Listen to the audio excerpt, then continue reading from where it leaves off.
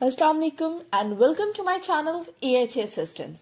Dear students, आज हम start करने जा रहे हैं अपना फाइनेंशियल अकाउंटिंग का लेक्चर नंबर 4। बहुत इंपॉर्टेंट कॉन्सेप्ट है डेबिट एंड क्रेडिट, और साथ ही साथ डबल एंट्री को हम समझेंगे किस तरीके से डबल एंट्री सिस्टम वर्क करता है फाइनेंशियल अकाउंटिंग में। अगर आपको क्रेडिट एंड डेबिट क्लियर नहीं है तो आप कोई भी ट्रांजैक्शन रिकॉर्ड नहीं कर सकते। बहुत सिंपल सा कॉन्सेप्ट है पर बहुत इंपॉर्टेंट, इसलिए आपने बहुत ध्यान से समझना है। सो चलते हैं अपने लेक्चर की तरफ। डियर स्टूडेंट्स, देखिए हम अकाउंटिंग में क्या करते हैं, ये बात हम बहुत बार डिस्कस कर चुके हैं कि हम कोई भी फाइनेंशियल डेटा है उसको मीनिंगफुल फॉर्मेट में अरेंज करते हैं, रिकॉर्ड करते हैं, कैटेगराइज करते हैं। ठीक है, अब जब वो फाइनेंशियल ट्रांजैक्शन कोई भी होती है किसी भी कंपनी में, जैसे कि मैंने आपसे डिस्कस किया था कि कंपनी में हर वक्त कोई ना कोई फाइनेंशियल ट्रांजैक्शंस हो रही होती हैं, अब उनको रिकॉर्ड करना होता है। अब उनको रिकॉर्ड करने के लिए हम हमेशा डबल एंट्री मेथडोलॉजी यूज करेंगे। अब ये डबल एंट्री मेथडोलॉजी क्या है वो मैं आपको इन डिटेल समझाऊंगी। यानी कि अब कोई भी ट्रांजैक्शन हो रही है तो उसके दो एस्पेक्ट्स होंगे। ठीक है, उसके दो इफेक्ट्स होंगे। ये चीज हम ऑलरेडी कर चुके हैं, पर अब हम इसे प्रॉपरली मैनेजेबल वे में समझेंगे। यानी हमने एक तरह से समझ लिया कि डबल एंट्री की है, लेकिन अब हम जब डबल एंट्री की डेफिनेशन को समझेंगे, इसके कॉन्सेप्ट को समझेंगे, इसकी एक्सप्लेनेशन को समझेंगे, तो आपको अच्छे से क्लियर हो जाएगा कि जो लास्ट लेक्चर में हमने प्रैक्टिकल एग्जांपल की थी, बैलेंस शीट पे ट्रांजैक्शंस को रिकॉर्ड किया था, उसमें हमने असल में डबल एंट्री इफेक्ट ही यूज किया था। अब क्या होता है कि हर ट्रांजैक्शन के दो एस्पेक्ट्स होते हैं। ठीक है, एक इफेक्ट होता है डेबिट और दूसरा इफेक्ट होता है क्रेडिट। अब आप सोच रहे होंगे कि ये डेबिट और क्रेडिट क्या है। So dear students, debit and credit बहुत इंपॉर्टेंट कॉन्सेप्ट्स हैं। एक्चुअल में डेबिट और क्रेडिट कुछ भी नहीं होता, ये सिर्फ और सिर्फ दो एब्स्ट्रैक्ट कॉन्सेप्ट्स हैं और सिर्फ इसलिए यूज किए जाते हैं ताकि कुछ चीजों को रिप्रेजेंट किया जा सके। जैसे जैसे आप अकाउंटिंग के कॉन्सेप्ट्स को समझेंगे ना, आपको हर तरह से प्रॉपरली समझ आ जाएगा कि किस तरह किस चीज को प्रेजेंट करना है। विद पैसेज ऑफ टाइम हम जैसे जैसे आगे बढ़ेंगे, अपने लेक्चर्स में लेजर्स बनाएंगे, एंट्रीज पास करना सीखेंगे, तो आपको ये डेबिट एंड क्रेडिट का कॉन्सेप्ट बिल्कुल क्लियर हो जाएगा।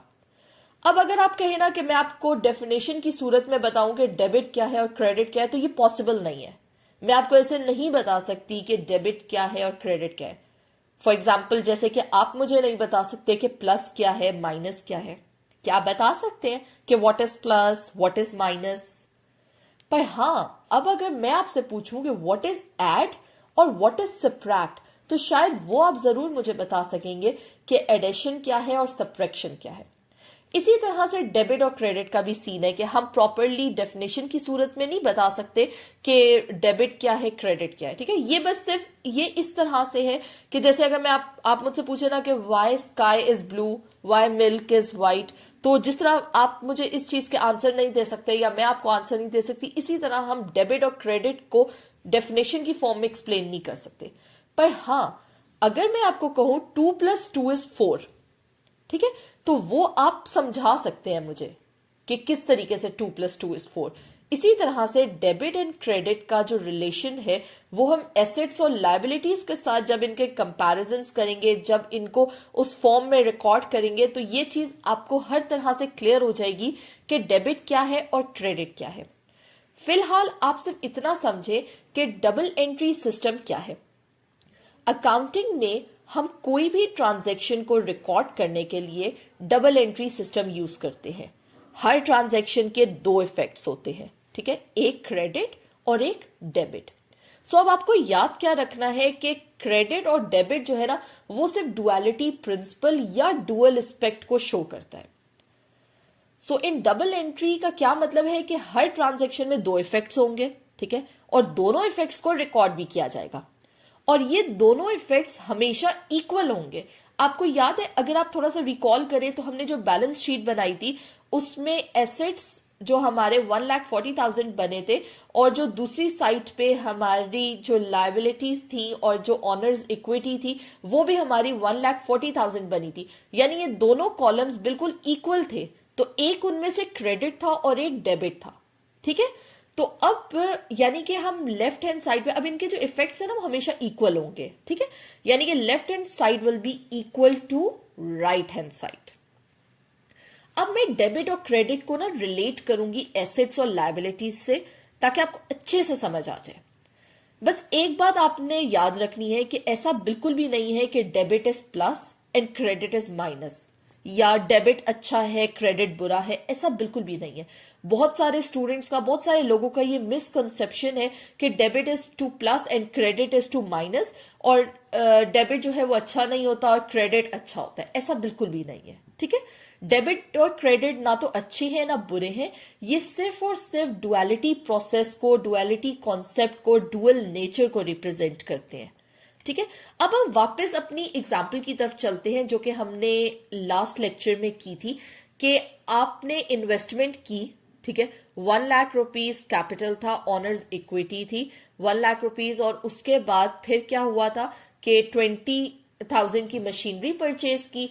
मशीनरी परचेज करने के बाद फर्दर इन्वेस्टमेंट का मूड हो गया, उसके लिए चले गए बैंक। अब जब बैंक गए तो वहां से लोन लिया, 40,000 रुपीज का लोन लिया। अब वो लोन आपको मिला, अब जो लोन मिला था ना उसके दो इफेक्ट्स थे। आपको याद है हमने उसका कैश भी रिकॉर्ड किया था और लायबिलिटी भी रिकॉर्ड की थी। तो यही चीजें जो मैं आपको समझाना चाह रही हूं। देखिए, आपको जब लोन मिला 40,000 का, तो आपके हाथ में आ गया कैश, ठीक है, वो आपका एसेट हो गया।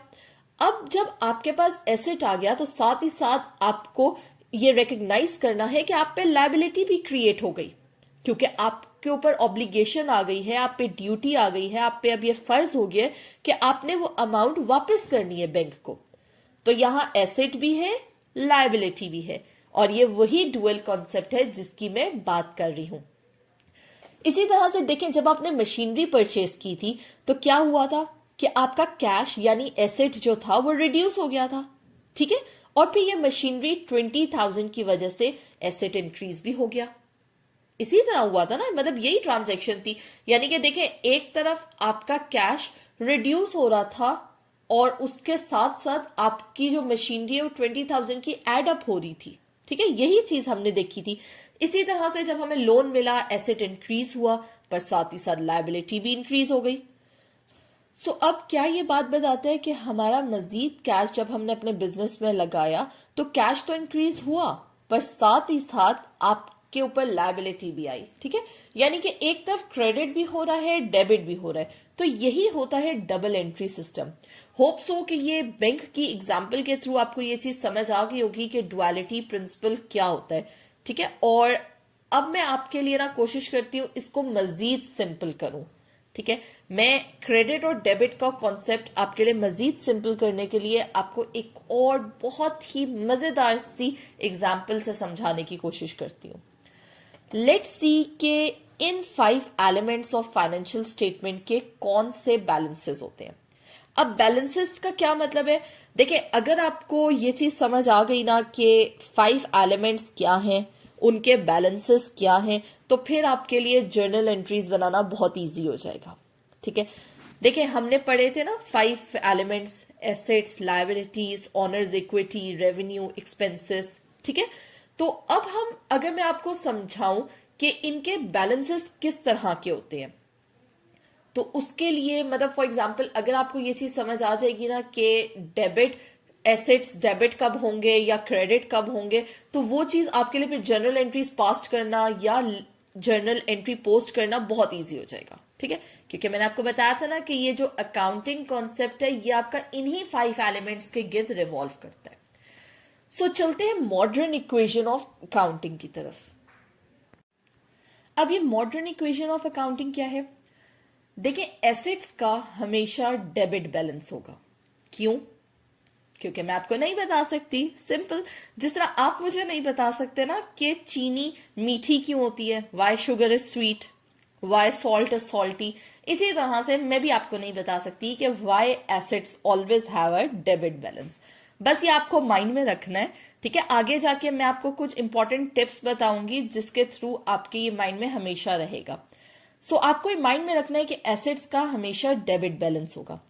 इसी तरह से एक्सपेंस का भी हमेशा डेबिट बैलेंस होगा। ये जस्ट रूल्स है, ठीक है। सो इस तरह से जब भी एसेट इंक्रीज होगा तो हमने डेबिट करना है, और इसी तरह से जब एक्सपेंस इंक्रीज होगा तो डेबिट किया जाएगा। और दोनों सिचुएशंस में एसेट्स और एक्सपेंस अगर डिक्रीज हो रहे होंगे तो वो क्रेडिट होंगे। ये सिंपल हम इस तरह से याद रख सकते हैं कि अगर किसी चीज को मजीद मीठा बनाना हो तो शुगर मजीद ऐड की जाएगी ना। तो same is the case with asset, कि अगर एसेट जो है हमारा बढ़ रहा है तो मजीद ऐड किया जाएगा, डेबिट किया जाएगा उसको, ठीक है, इंक्रीज हो रहा होगा तो। और अगर डिक्रीज हो रहा होगा एसेट तो वो फिर क्रेडिट किया जाएगा। और same is the case with expense. अच्छा, पर एक बात आपने माइंड में रखनी है कि ऐसा नहीं होता कि एक्सपेंस कभी भी डिक्रीज नहीं होता, क्योंकि आपको याद है कि हमने डेफिनेशन एक्सपेंस की क्या पढ़ी थी कि एक्सपेंस हमारी वो अमाउंट होती है जो कि हम खर्च कर चुके हैं और उससे फ्यूचर में कोई बेनिफिट हासिल नहीं किया जा सकता, तो ऑब्वियसली वो डिक्रीज नहीं हो सकता। लेकिन कभी कभार ऐसा होता है कि कुछ फाइनेंशियल ट्रांजैक्शंस में, कुछ रिकॉर्डिंग्स में कुछ ऐसे एरर्स आ जाते हैं जिनको फिर हम रिड्यूस करते हैं। हम आगे जाके जब एडजस्टेड एंट्रीज और वो सब कुछ पढ़ेंगे तो आपको ये चीजें क्लियर हो जाएंगी। तो वो कुछ एरर्स आ जाते हैं तो उस सिचुएशन में फिर एक्सपेंस को क्रेडिट करना पड़ता है। उसके बाद फिर मूव करते हैं नेक्स्ट एलिमेंट्स की तरफ, लायबिलिटी, इक्विटी कैपिटल और रेवेन्यू, ठीक है। ये जो तीन एलिमेंट्स हैं इनका जो बैलेंस है वो हमेशा क्रेडिट होगा, ठीक है। यानी कि अगर लायबिलिटी, इक्विटी या रेवेन्यू इंक्रीज हो रहा होगा तो क्रेडिट करेंगे, और अगर ये डिक्रीज हो रहे होंगे तो डेबिट करेंगे। जैसे कि आपको याद है हमारी एग्जाम्पल में लायबिलिटी इंक्रीज हो रही थी तो हमने उसे क्रेडिट किया था, ठीक है। और इसी तरह से आपकी रेवेन्यू अगर इंक्रीज हो रहा होगा तो वो भी क्रेडिट होगा। ये कंप्लीट जो है ना, इसे हम मॉडर्न इक्वेशन कहते हैं, ठीक है, modern equation of accounting. Hope so ये आपको कॉन्सेप्ट क्लियर हो गया होगा और ये चीज आपके माइंड में अच्छे से क्लियर होगी कि डेबिट प्लस नहीं है और क्रेडिट माइनस नहीं है। ये डिपेंड करता है कि क्या टाइप है ट्रांजैक्शन की, ट्रांजैक्शन किस तरह की हो रही है। अभी हम आगे जैसे जैसे जर्नल एंट्रीज की तरफ मूव करेंगे ना, ये चीजें आपको मजीद क्लियर होती चली जाएंगी कि ऐसा नहीं है कि हम प्लस कर रहे हैं तो हम डेबिट यूज करेंगे, माइनस कर रहे हैं तो क्रेडिट यूज करेंगे, ऐसा नहीं होगा, ठीक है। सिर्फ इनके कुछ चीजें हमने माइंड में रखनी है। जिस तरह मैंने आपको बताया कि एसेट का और एक्सपेंस का हमेशा डेबिट बैलेंस होगा, और जब ये इंक्रीज होंगे तो ये डेबिट होंगे, डिक्रीज होंगे तो ऑपोजिट होगी सिचुएशन, यानी कि क्रेडिट किए जाएंगे। इसी तरह से लायबिलिटी, इक्विटी और रेवेन्यू जो है उनका हमेशा क्रेडिट में बैलेंस होगा, और जब वो इंक्रीज होंगे तो ऑब्वियसली वो क्रेडिट होंगे, और जब डिक्रीज हो रहे होंगे तो वो डेबिट होंगे। अब इसी तरीके से अगर ये आपको मॉडर्न इक्वेशन समझ आ गई है ना, तो आपके लिए अकाउंटिंग के क्वेश्चन सॉल्व करना बहुत ज्यादा इजी हो जाएगा। नेक्स्ट लेक्चर में इंशाल्लाह मैं आपको कुछ मजीद कॉन्सेप्ट्स पढ़ाऊंगी फाइनेंशियल अकाउंटिंग के, साथ ही साथ ये चीजें याद रखने के लिए कि मॉडर्न इक्वेशन ऑफ अकाउंटिंग को याद रखने के लिए एक बहुत ही जबरदस्त सा कोड वर्ड भी बताऊंगी, जिसके थ्रू हम फर्दर इसको अच्छे से मेमोराइज कर सकेंगे और कभी भी जर्नल एंट्रीज पोस्ट करते हुए या लेजर्स बनाते हुए हमसे कभी भी मिस्टेक नहीं होगी डेबिट और क्रेडिट में। सो इंशाल्लाह मिलते हैं नेक्स्ट लेक्चर में। Thank you for watching my channel, stay tuned, Allah Hafiz.